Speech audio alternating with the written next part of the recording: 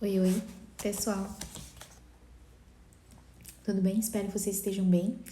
A gente tá agora retomando aí as nossas atividades do clube, a gente ficou um tempo parado, né? E em virtude aí de algumas condições pessoais aí, né? E agora vamos dar continuidade no nosso terceiro livro, que é A Mulher, Sua Missão, Segundo a Natureza e a Graça, de Edith Stein, ou Santa Teresa Benedita da Cruz, né? Quem foi Edith Stein? Vocês já devem ter ouvido falar, já devem conhecer. Ela foi uma filósofa e teóloga alemã. Ela foi a primeira mulher a defender uma tese de doutorado na área da filosofia e ela era de origem judaica, né? E se converteu ao catolicismo e se tornou carmelita descalça. E ela morreu nos campos de concentração, no campo de concentração de Auschwitz, né? Ela é aí da nossa época, né? A gente pode dizer que ela é da nossa época aí, né? Ela faleceu em 1942, né? Ela foi canonizada pelo Papa São João Paulo II em 1998. E assim, é interessante que, embora a gente tenha aí, hoje em dia, e que bom, né? Que a gente tem muitos livros falando sobre a mulher, falando sobre feminilidade. O interessante dessa obra da Edith Stein é que ela aborda a feminilidade no contexto atual, né? Considerando aí os problemas atuais, a influência do feminismo na sociedade e, em maior ou menor grau, em cada uma de nós. Então, ela considera isso, né? E faz toda a sua tese, né? Considerando todas essas particularidades que são exclusivas do nosso tempo. Então, isso é um diferencial desse livro e eu acho que é realmente algo que faz com que esse livro se torne realmente muito importante, talvez um dos mais importantes mesmo para o estudo da feminilidade, né? Considerando essa contemporaneidade, né? Essa capacidade que ela teve aí de trazer aí os problemas atuais, né? E falar sobre a mulher, considerando tudo isso. Eu vou falar nesse primeiro vídeo, né? Eu vou falar algumas coisas sobre a alma feminina, que são reflexões que ela traz mais especificamente no primeiro capítulo, né, a partir da página 47. E assim, um aviso bem importante que é o seguinte, a minha intenção aqui não é esgotar o conteúdo do livro. A minha intenção é trazer algumas reflexões, né, pontos que eu acredito ser importantes e que eu quero incentivar a reflexão em vocês que estão acompanhando, né? E acredito que as minhas reflexões possam enriquecer as reflexões de vocês que estão lendo o livro também, né? Claro que eu sei que tem gente aqui que não tá lendo os livros, que não pode ler, que nem tem o livro talvez. Então, com certeza o conteúdo dos vídeos vai ajudar vocês. Mas tá longe de esgotar, tá bom? E mesmo para quem está lendo o livro, então, esse conteúdo vai ajudar, vai contribuir para a reflexão, tá certo? Então, vamos lá, né? A mulher, a sua missão, segundo a natureza e a graça. Bom, é interessante que ela começa falando, né? Ela traz a questão do ethos profissional. O que seria esse ethos? Algo duradouro, algo que está inscrito, né? É um modo de ser, né? Ele vai regular, então, os atos, as atitudes, né, do ser humano. Ou seja, é algo que atua dentro do ser humano, são atitudes constantes da alma. E essas atitudes constantes da alma, elas vão então refletir no exterior, elas vão refletir no nosso comportamento, né? Vem de dentro para fora. Esse ethos, ele pode ser traduzido em hábitos, né? E a Edith Stein, ela traz então alguns tipos de hábitos que seriam os hábitos inatos, aquilo que a gente nasce, né, com aquelas determinadas predisposições da alma, né, por exemplo, o temperamento, né, uma maior predisposição à extroversão, alegria, né, ou então, por outro lado, uma maior predisposição à introspecção, a melancolia, certo? Então, são os hábitos inatos. Então, um outro tipo de hábito são os hábitos adquiridos. Bom, hábitos adquiridos a partir das nossas próprias inclinações naturais, né? E aí, por fim, os hábitos infusos ou as virtudes divinas e tudo mais que vai constituir a santidade. E assim como esses hábitos, né, podem ser adquiridos, eles também podem ser perdidos. Por isso a importância da gente se esforçar para adquirir bons hábitos, né, e as virtudes mesmo, né, da mesma forma que a gente vai fazer, por exemplo, um exercício físico numa academia, né, precisa fazer aquele exercício de maneiras repetidas para conseguir um bom resultado.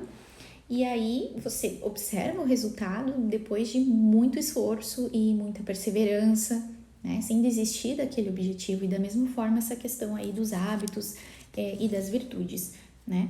Então não são parte imutável da alma, né? Então podemos adquirir, podemos também perder. Então vai depender muito também de como a gente vai fazer a manutenção, vamos dizer assim, desses hábitos, né? E aí, pensando nessa questão destes hábitos e vindo para essa questão profissional, que é como ela começa falando, né? Então, são atitudes constantes da nossa alma, porque um hábito é isso, é algo que a gente faz de maneira repetida, né? Até que aquilo se torne normal, natural em nós. Então, atitudes constantes da nossa alma que vão se destacar na nossa vida profissional. Só que isso só vai se aplicar, né? Aquela pessoa que vê, né, o trabalho como uma vocação e não simplesmente como algo que você tem para ganhar um dinheiro, né? O que é a vocação? É um chamado de Deus, né? Existe um motivo pelo qual você faz aquilo, né? Eu gosto sempre de falar da Santa Giana, que ela era mãe, ela era esposa e ela era uma médica exemplar.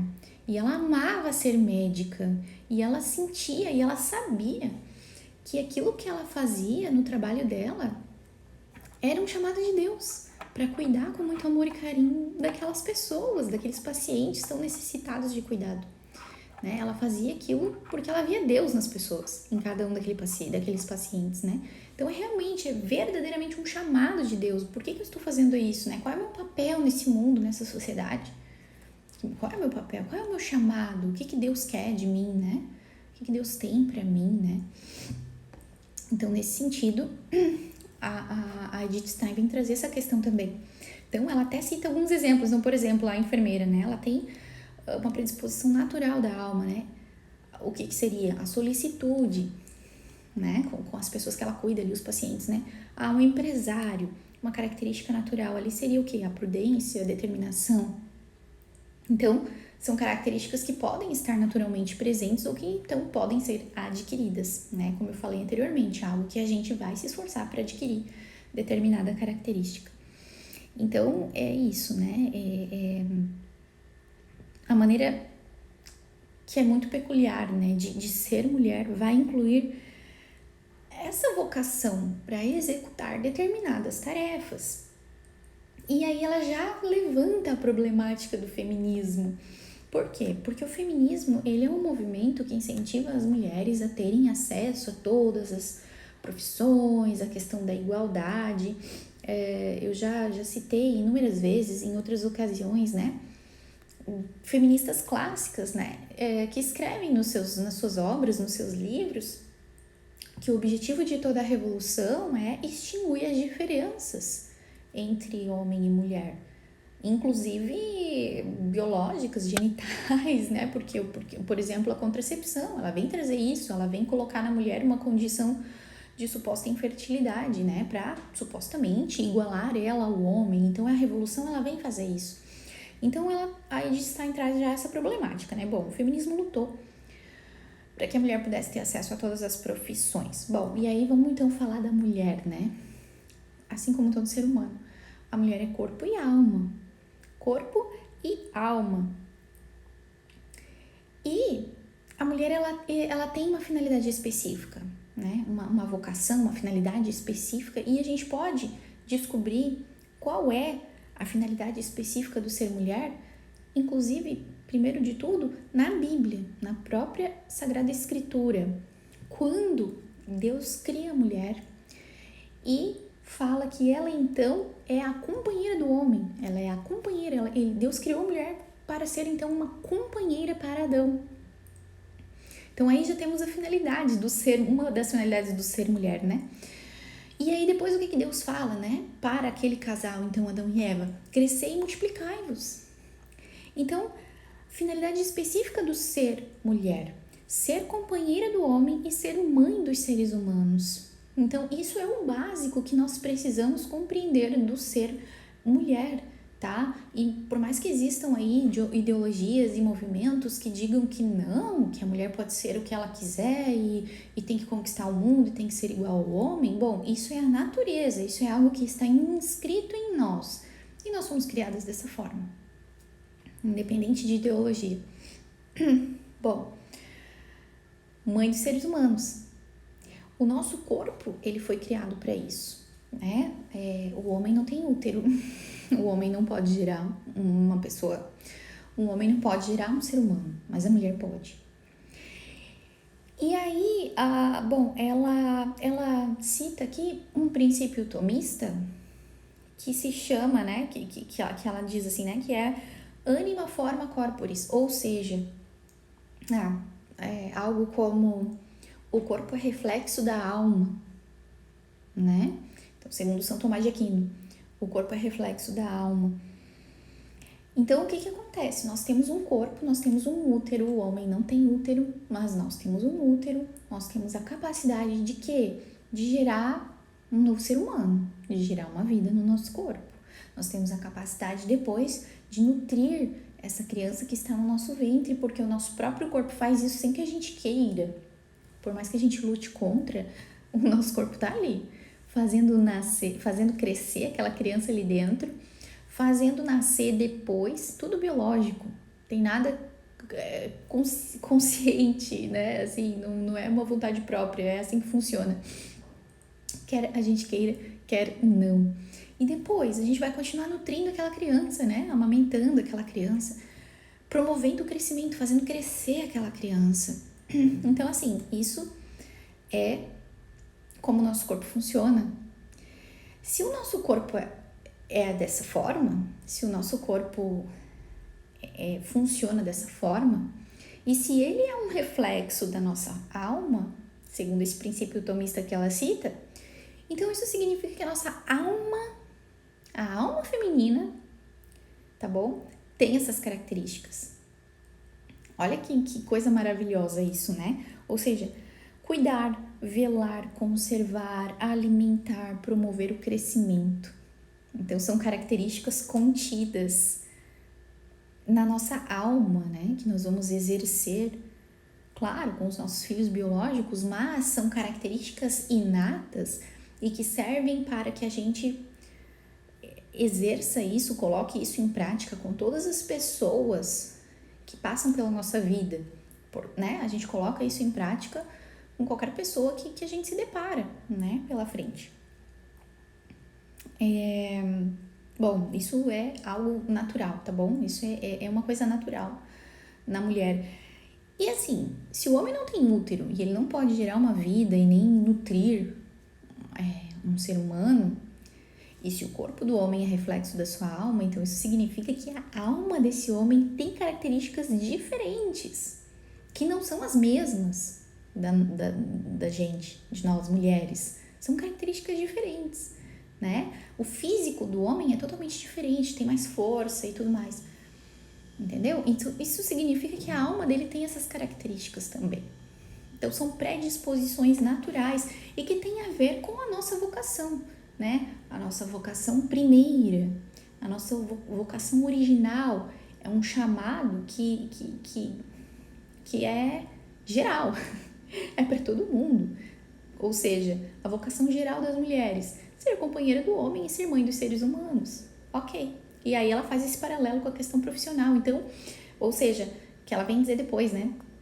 Que existem profissões mais próprias da mulher. Existem profissões mais próprias para a mulher trabalhar.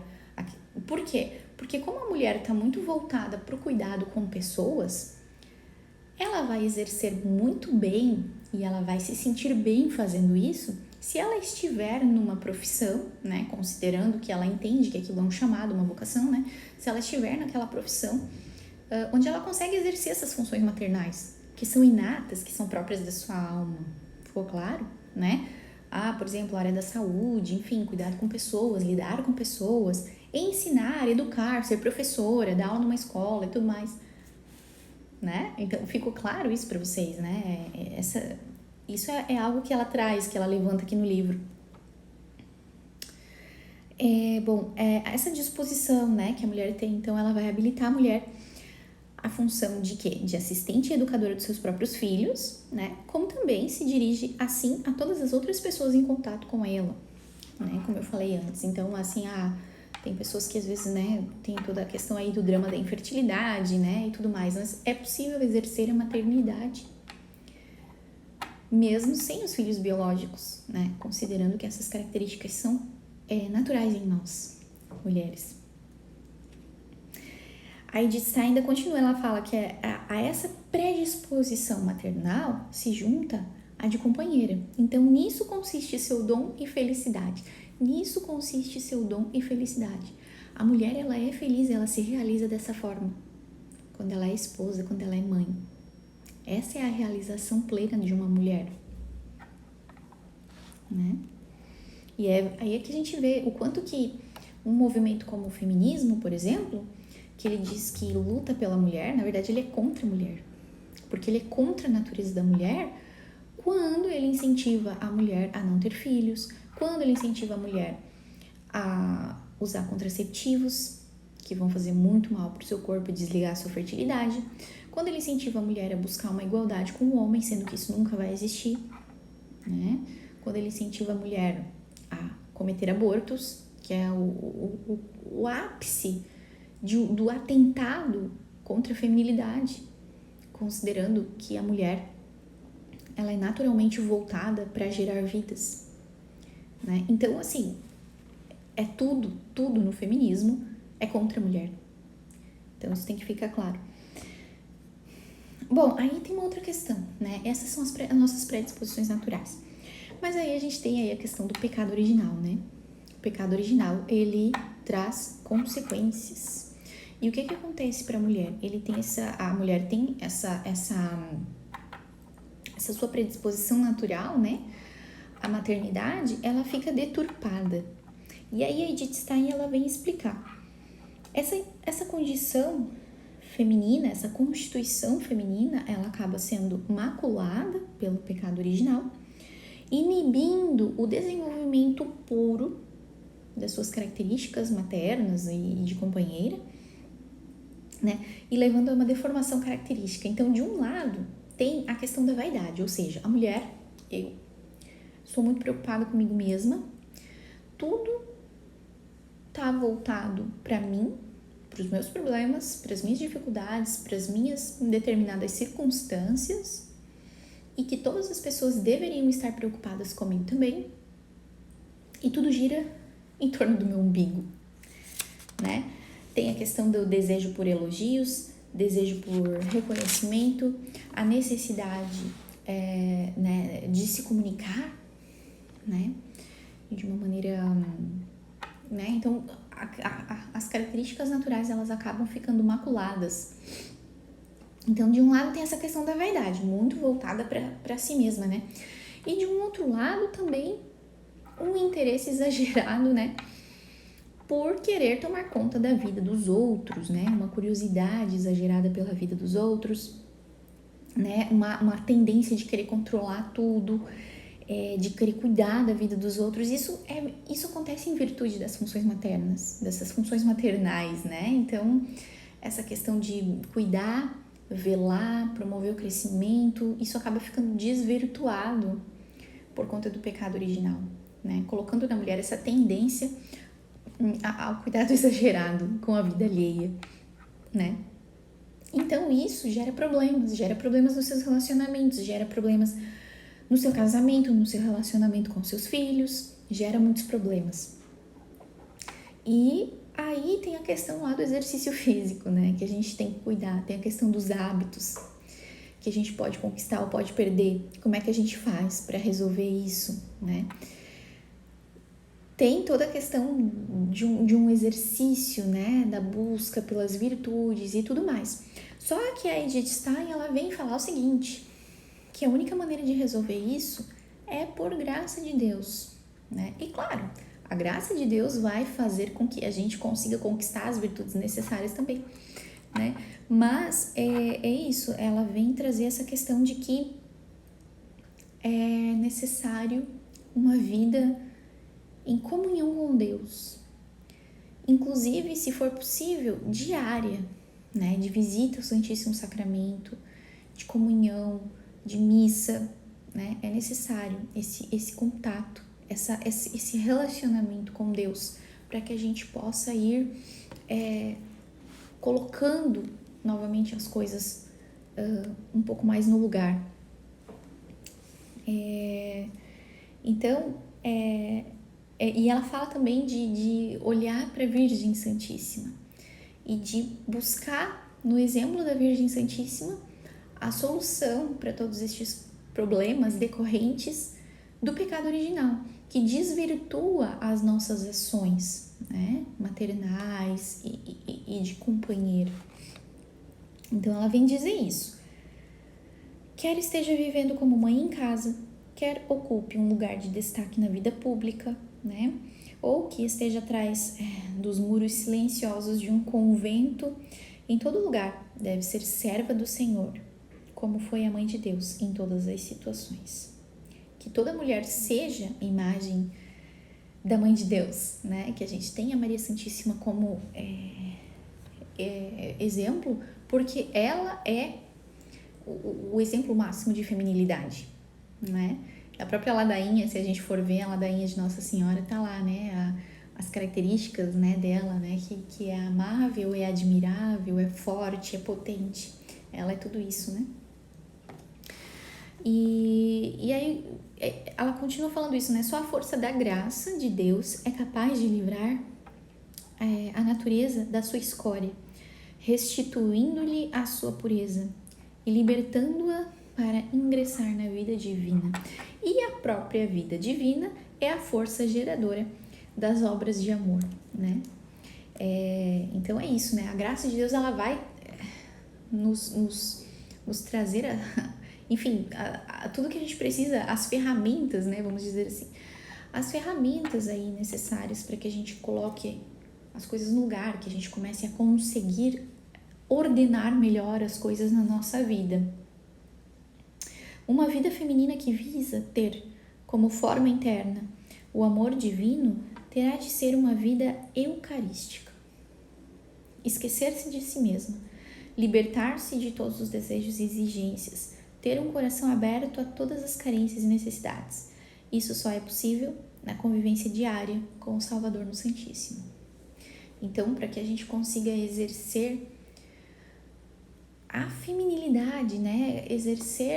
Expressar a feminilidade de maneira autêntica, né? Original, a gente precisa da graça e a gente precisa buscar, né? Nos sacramentos e ter uma vida de oração, de busca pelos sacramentos em estado de graça, né? Romper com o pecado. Se você tá em alguma condição de pecado, você precisa romper, né? Porque isso aí depende o futuro, né? Da tua eternidade. Então, seja solteira, seja casada, precisa romper.